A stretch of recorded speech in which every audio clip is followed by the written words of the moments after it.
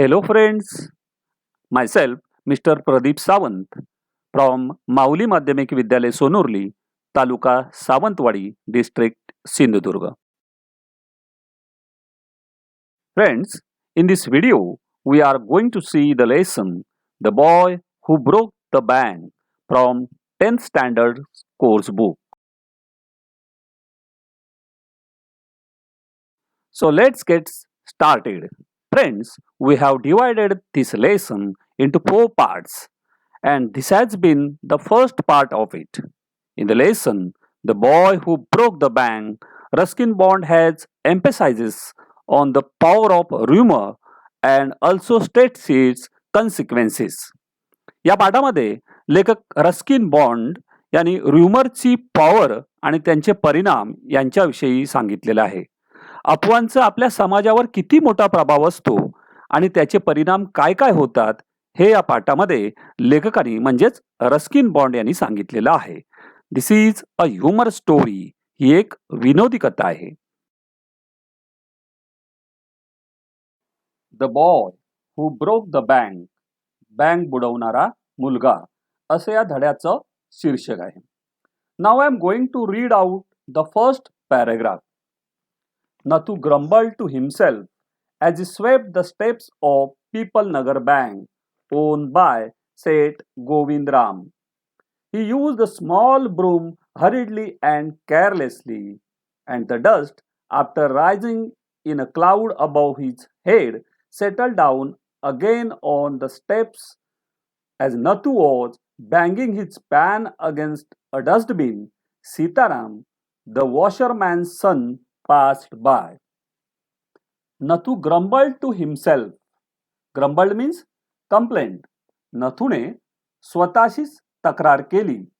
As he swept the steps of the People Nagar Bank. ज्यावेळेला people नगर बँकेच्या पायऱ्या झाडत होता त्यावेळेला तो स्वतःशीच कुरबुरला किंवा स्वतःशीच तक्रार केली. Peepal Nagar bank was owned by Seth Govindram. पिपळनगरची जी बँक होती ती सेठ गोविंदराम यांच्या मालकीची होती. ही स्वेप्ट द स्टेप्स या वाक्याचं आपण पॅसिव्ह व्हॉइस करूया. हे वाक्य ऍक्टिव्ह व्हॉइस मध्ये आहे. याच्यामध्ये ही हा सब्जेक्ट आहे, स्वेप्ट हे व्हर्ब आहे, तर स्टेप्स हा ऑब्जेक्ट आहे. आणि हे वाक्य ऍक्टिव्ह व्हॉइस मध्ये आहे आणि सिंपल पास्ट टेन्स मध्ये आहे. आता याचं पॅसिव्ह व्हॉइस काय होईल बरं? तर द स्टेप्स वर swept by him. He use the small broom hurriedly and carelessly. Hurriedly means घाईघाईने अँड केअरलेसली मीन्स निष्काळजीपणाने. त्याने तो छोटासा झाडू घाईघाईने आणि निष्काळजीपणाने फिरवला. He used the small broom hurriedly and carelessly, and the dust, after rising in a cloud above his head, settled down again on the steps. आणि ती डस्ट म्हणजेच धूळ त्याच्या डोक्यापर्यंत उंच गेली आणि पुन्हा एकदा त्या पायऱ्यांपर्यंत येऊन स्थिरावली. As Nathu was banging his pan against a dustbin, Sitaram, the washerman's son, passed by. ज्यावेळेला नथू त्याच्या हातातील सुपली त्या कचऱ्याच्या डब्यावर आपटत होता, धोब्याचा मुलगा सीताराम तिथून जात होता. Sitaram, the washerman's boy, passed by. Sitaram was on his delivery round. He had a bundle of freshly pressed clothes balanced on his head. Sitaram was on his delivery round. Sitaram कपडे पोचवायच्या कामाकरता निघाला होता. He had bundle of freshly pressed clothes balanced on his head. त्याच्या डोक्यावर आत्ताच इस्त्री केलेले मीन्स फ्रेशली प्रेस्ड क्लोथ्स कपड्यांचे गाठोडं होतं.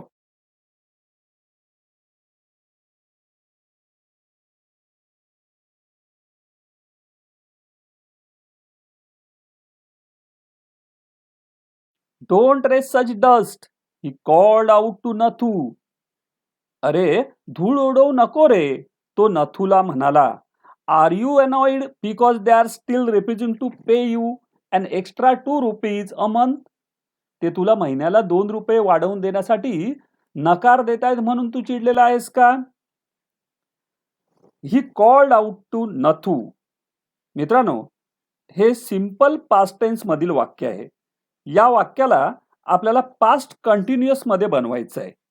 याचं उत्तर कसं येईल बरं? बरोबर आहे. He was calling out to Nathu. I don't wish to talk about it, complaint the sweeper boy. मला त्याबद्दल काहीही बोलायचं नाहीये, तो झाडू मारणारा मुलगा म्हणजे नथू तक्रारीच्या सुरात बोलला. I haven't even received my regular pay. मला अजूनपर्यंत माझा रेग्युलर पे म्हणजे नेहमीचा पगार सुद्धा मिळालेला नाहीये. And this is the 20th of the month. आणि ही महिन्याची 20 तारीख आहे.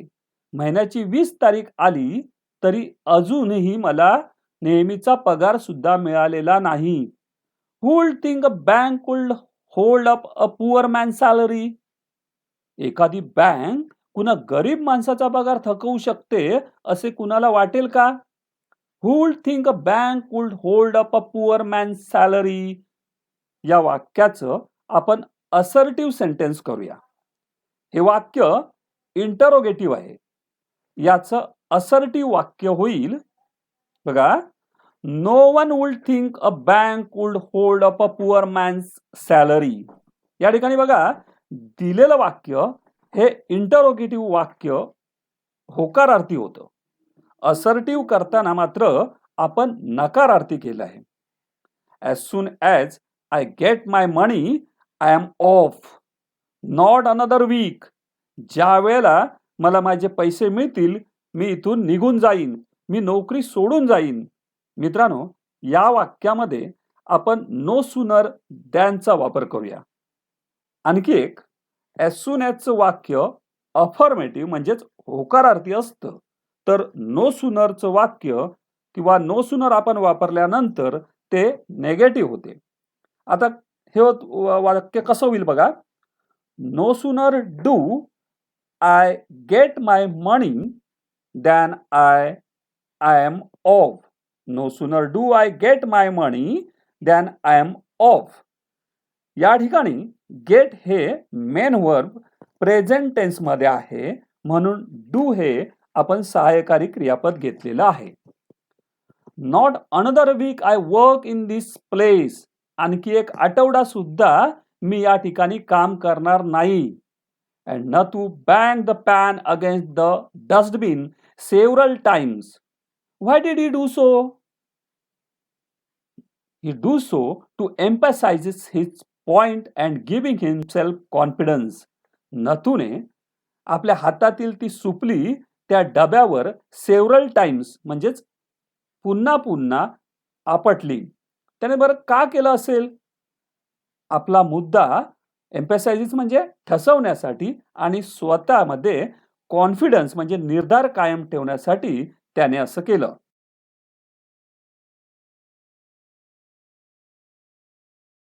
वेल, I wish you luck, said Sitaram.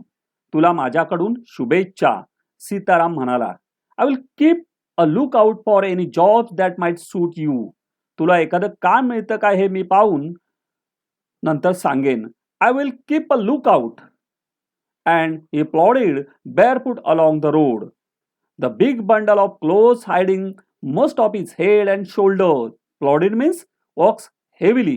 जड पावलाने पुढे गेला. The big bundle of clothes hiding most of his head and shoulder. त्याच्या डोक्याचा आणि खांद्याचा बराचसा भाग त्या कपड्याच्या बंडलने झाकला गेला होता, हायडिंग झाला होता. I will keep a look out for any jobs that might suit you. या वाक्यामध्ये in this sentence there are 2 clauses. हे 2 क्लॉजेस कोणते हे आपण पाहूया. I will keep a look out for any jobs. It is a main clause. तर that might suit you is the subordinate clause आणि त्याचा प्रकार आहे adjective clause because it describes or gives more information about the noun jobs. At the fourth home he visited, Sitaram heard the lady of the house mention that she was in need of a sweeper boy or a sweeper. सीतारामने त्या घरातील स्त्रीला उल्लेख करताना ऐकलं that she was in need of a sweeper, की तिला एका झाडूवाल्या मुलाची गरज होती असा तिने उल्लेख करताना सीतारामने ऐकलं. When he visited at the fourth home, जेव्हा तो चौथ्या घरापाशी येऊन पोहोचला. टाईंग his bundle together he said, I know of a sweeper boy who is looking for work. ते गाठोडं बांधत असताना तो म्हणाला, I know of a sweeper boy who is looking for work. माझ्या ओळखीचा एक स्वीपर बॉय आहे ज्याला कामाची गरज आहे. लुक आउट फॉर शोधणे. मित्रांनो, टाईंग his bundle together he said या वाक्याचं आपण कंपाऊंड सेंटेन्स बनवूया. या वाक्याचं कंपाऊंड सेंटेन्स होईल, हे वाक्य सिंपल सेंटेन्स आहे आणि कंपाऊंड सेंटेन्स असं होईल, he tied his bundle together and said, I know of a sweeper boy who is looking for work. यामध्ये सबऑर्डिनेट क्लॉज ओळखून त्याचा प्रकार आपल्याला सांगायचा आहे. मेन क्लॉज आपल्याला माहितच आहे. I know of a sweeper boy हा मेन क्लॉज आहे. हु इज लुकिंग फॉर वर्क हा सबऑर्डिनेट क्लॉज आहे आणि तो ॲडजेक्टिव्ह क्लॉज आहे because it gives more information about the noun sweeper boy. He can start from next month. तो next month म्हणजे पुढील महिन्यापासून कामावर येऊ शकतो. He is with the bank just now but they aren't given him his pay and he wants to leave. आता सध्या तो बँकेत काम करतोय पण ते त्याचा पगार देत नाहीयेत. So he wants to leave he job. म्हणून त्याला ती नोकरी सोडायची आहे. Is that so? Said Mrs Shrivastava. असं आहे का? श्रीमती श्रीवास्तव म्हणाल्या. Well, tell him to come and see me tomorrow. मग त्याला उद्याच मला भेटायला सांग. So friends, the remaining part of this lesson will be continued in our next video.